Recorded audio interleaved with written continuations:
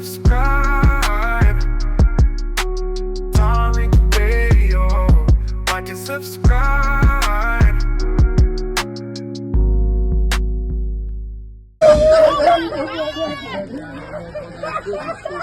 Video surfaces of a man police say might have been a victim of a hate crime.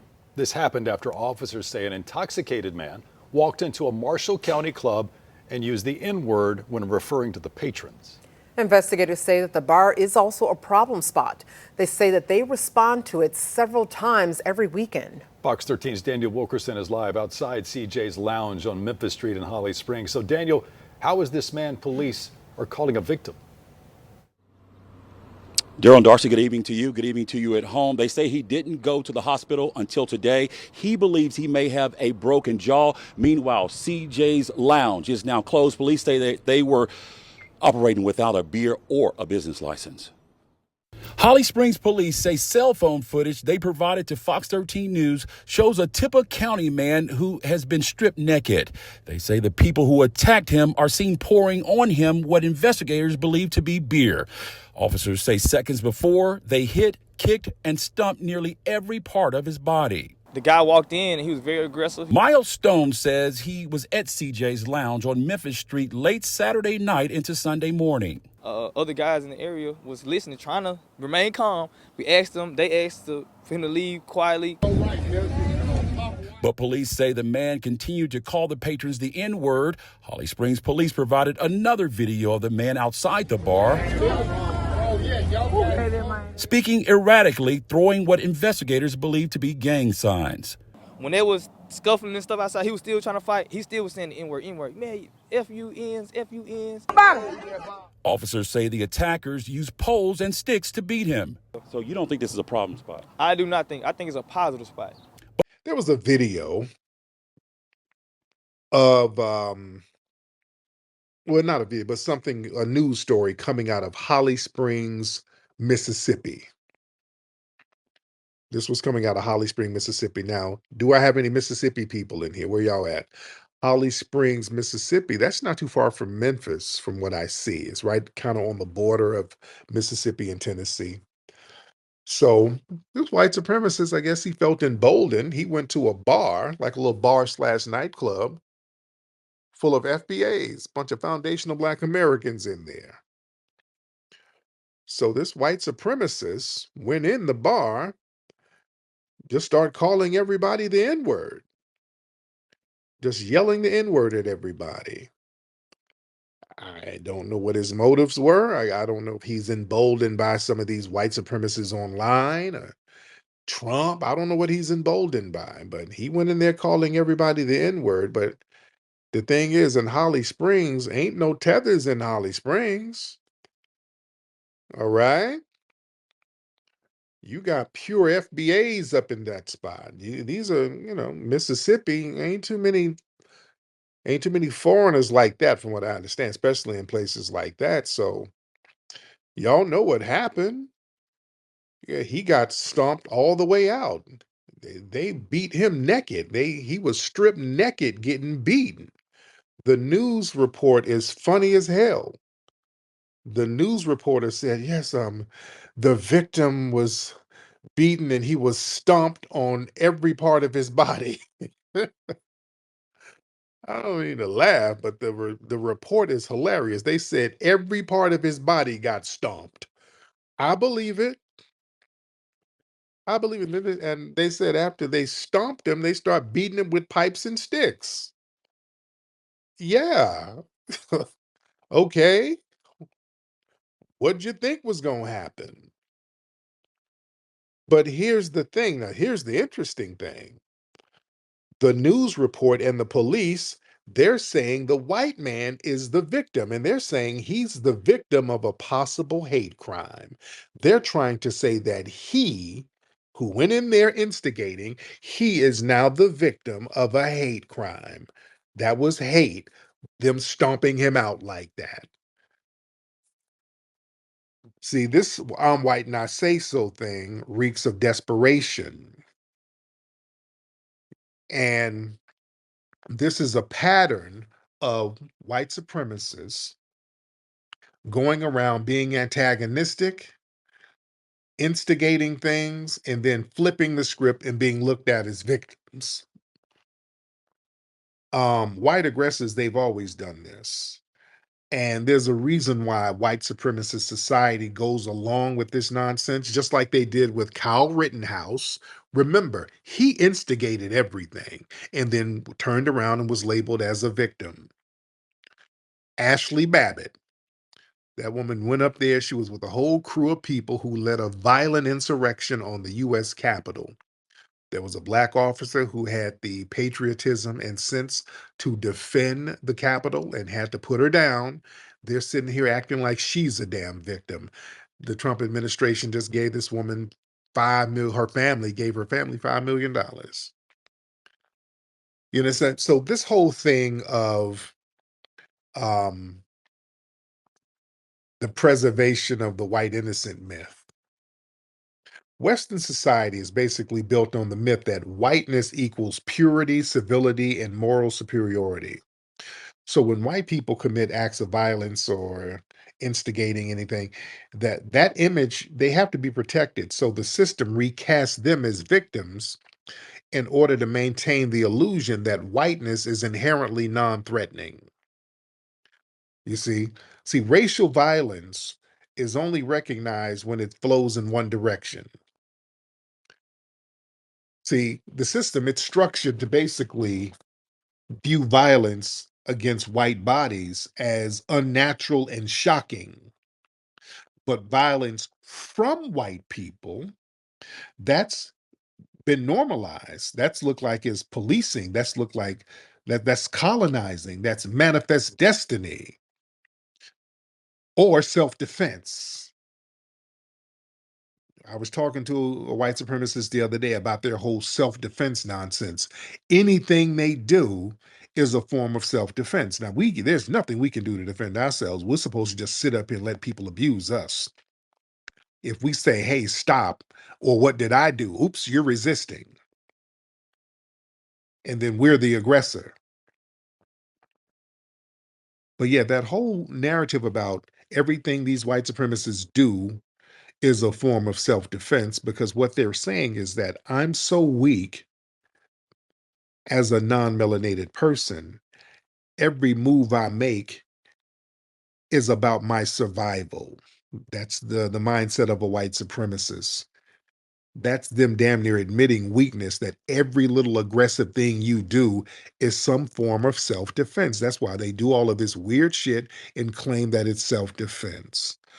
Because see, whiteness uses victimhood as a shield and a weapon. See, them playing the victim, that allows white aggressors to basically escape accountability while they basically simultaneously justify harsher crackdowns on black people. It's like a dual strategy. See, they first deny responsibility while demanding punishment for those who resist. See, that's power maintenance. Because see, the white supremacists, they're not accountable. They never account for anything. These are the most unaccountable people. They don't account for the slavery or the racism. They blame everybody else. Yeah, it was slavery, but it was the Jews who made me do it, dude. It was the Africans who made me do it, dude. It's everybody's fault. Yeah. Because see, the media, it's trained to center white emotionality. See, with Ashley Babbitt, people who instigate bar fights. The corporate media instinctively centers white fear, white loss, or white pain, even if the person initiated the harm. See, that's because the media institutions, they're built with a white audience in mind, so they have to cater to their emotional framing. So damn that. Damn that. That's why I'm not about your feelings. I'm all about truth to power. You can't appease a white supremacist. You can't really rationalize with them. I just tell them what the business is, and yeah, go ahead and keep pushing. But the state always needs black people to always be the threat. See, white supremacy, it functions by maintaining a permanent, dangerous other. See, when black people defend ourselves, see, that disrupts the narrative. See, the system has to quickly restore racial order by casting the defender as the threat and the aggressor as the misunderstood or martyr, just like with Zimmerman. Zimmerman sat up here and attacked this helpless kid, and the white media, they all flipped it and made Zimmerman the victim and this innocent kid going to the store to get some damn candy the damn aggressor. And white society all went along with it. And they kept their mouth shut. They have not called out Zimmerman. That means they're complicit. See, OJ, they called OJ out, even though OJ was 100% innocent. They know how to speak up against that, something that they don't like when it's black. They're very vocal then. They didn't let OJ rest. They kept trying to set OJ up, putting him in jail for bogus shit. White supremacist society all got on code about him because they felt that it was an injustice that he was rightfully found not guilty for a murder he didn't do, because OJ didn't do that murder. And it was even ridiculous to charge him once you look at the evidence. But they don't do that to the anti-black racists who harm or aggrieve black people. They don't have that same energy. They get real quiet, you see. But law enforcement, they see whiteness as the default state of innocence. Like the police, the legal system, they view white people, even the violent ones, as redeemable. See, when there's a white person who, even when they go shoot up schools, they do mass shootings, well, he's mentally ill. They still victimize him. They still talk about him like they're a victim. Well, he took the wrong medication. He was stressed out. He lost his job. He was a straight A student. Um, he was just a kid who he was influenced by the internet. Oh, it was those darn video games that victimized his poor little white mind. They blame everything. They never let them be responsible for their actions. Whiteness is always default innocence, no matter what they do. Kyle Rittenhouse, oh God, they let him sit up there after he violently went out there preemptively looking for people to hunt. They let him get on that stand and do that fake, goofy, stupid looking ass cry when they know he couldn't even get a tear out. It was the worst acting ever. It was so ridiculous looking, yet white supremacist society all went along with it. They went along with it. Oh my God, look at him. He's so sad. Stop it. You see? See, white victimhood basically justifies racial retaliation. See, you frame white people as the victims of black attacks. So that sets up future acts of racial revenge as justified. You see, that lays the groundwork for legislation, arrest, mob attacks, not as aggression, but restoring order. And that reinforces the idea that black resistance is a form of a crime. Even when black people, when we're not the aggressors, we defend ourselves. It's always painted as unlawful and unjustified. That dehumanizes our black agency. That frames us as dangerous, irrational, militant, and that they try to reinforce the idea that the only legitimate role for black people is us to be a passive recipient of racial violence. And we got to sit here and beg them to produce justice. No, just don't take a knee. No, no, we don't want you to do that. So we're like, damn, no matter what we do, we fight back, we're bad. If we don't fight back and if we're quietly resisting, we say, okay, we're going to protest. Oops, that's bad. If we protest on the football field, nope, we're going to blacklist you.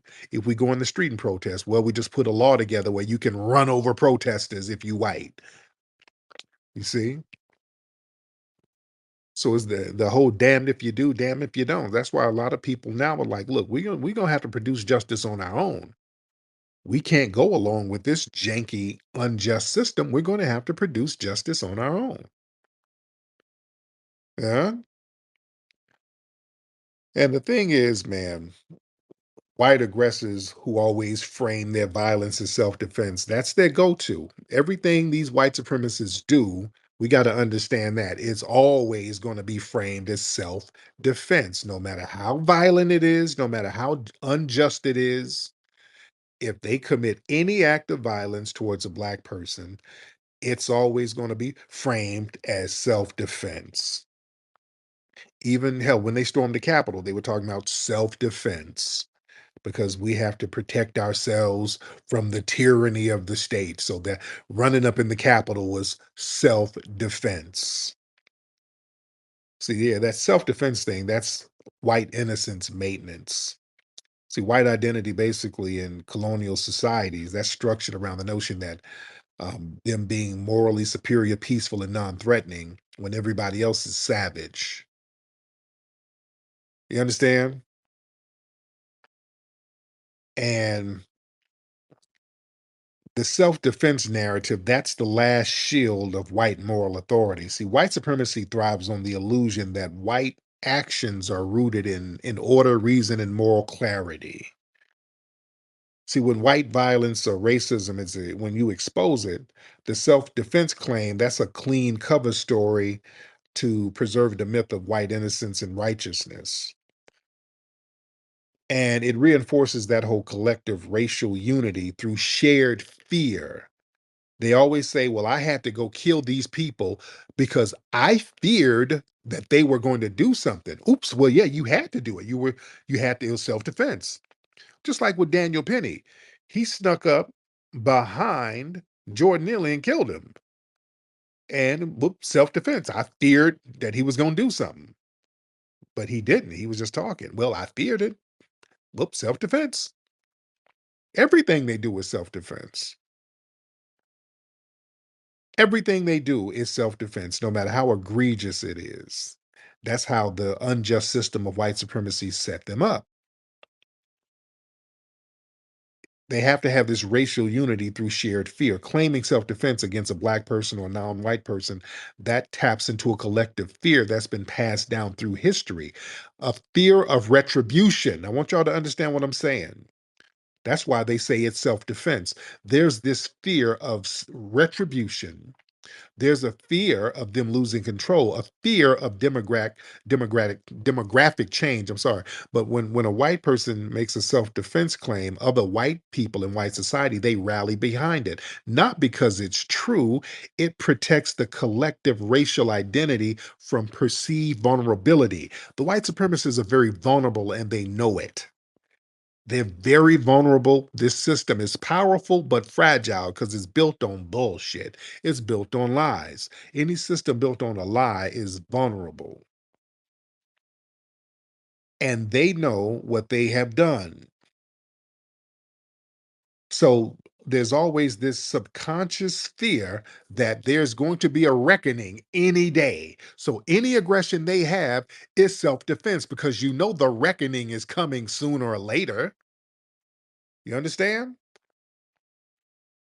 That's why there's always this projection of what we're going to do if we got some reparations. They think, oh, well, we get some reparations, an economic footing.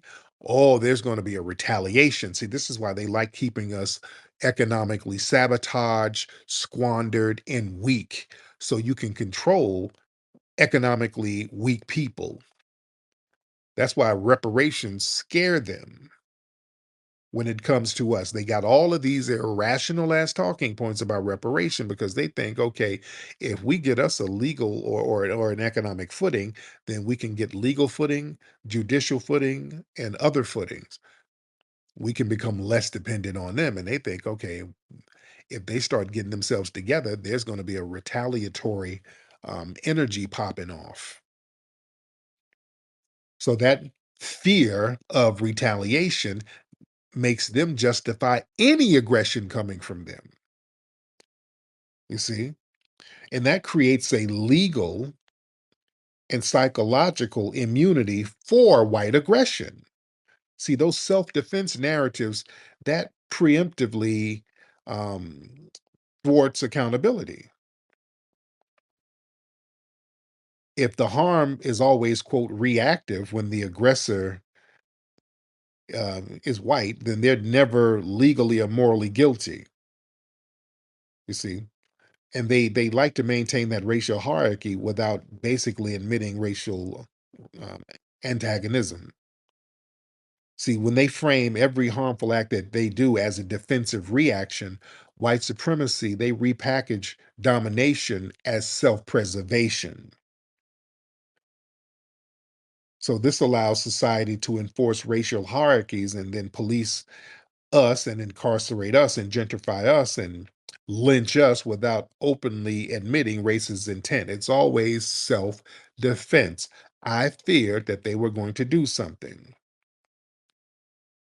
And when people go along with the lies about protecting white entitlement, that's more the I'm white and I say so stuff. See, the broader white society, they align with this whole self-defense lie because the truth isn't the priority, ladies and gentlemen. It ain't about the truth, it's about power. And when you acknowledge that a white person was the aggressor, see, that forces society to confront racism. It forces them to confront privilege and systematic violence. And most of them would rather defend a lie than disrupt the system that gives them unearned safety, unearned comfort, and unearned advantages. Going back to Carmelo Anthony, remember, he was minding his business. He wasn't the aggressor. Those two big corn-fed twins ran up on him, putting their hands on him, and he rightfully defended himself. And they were like, nope, he was wrong. Oh, he was a thug. No, he wasn't. He was a working kid, head of the track team, come from a good family. Nope, still a thug. Nope. He wanted to kill somebody that day. Yeah, why did he take a knife to a track meet? He was looking for trouble. You heard all the white supremacists say that. Creating the aggressor narrative. They always got to frame the black person as the aggressor. Even when they've been victimized. Carmelo was being victimized. And he produced justice right there on the spot. Because listen, y'all see these situations with Rodney Hinton, people like that.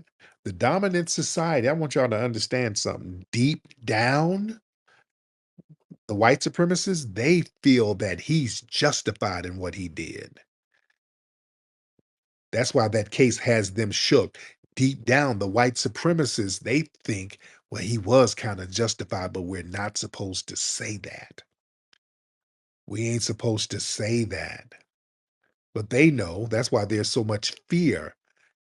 Those race soldiers going up in the courtroom trying to use force to intimidate and stare him down because they're trying to send a message to all black people. Hey, don't get like this guy, because if too many of y'all get like him and start thinking like him, then it's a wrap for us.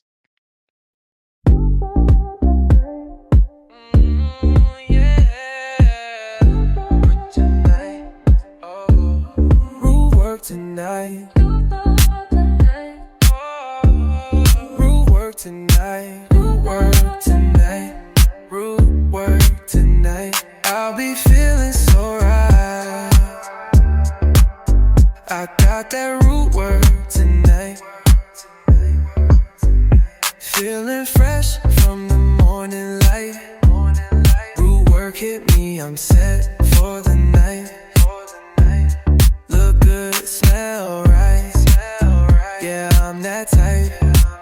I gotta let the world know I got that root work tonight. Root work tonight. Yeah, root work tonight.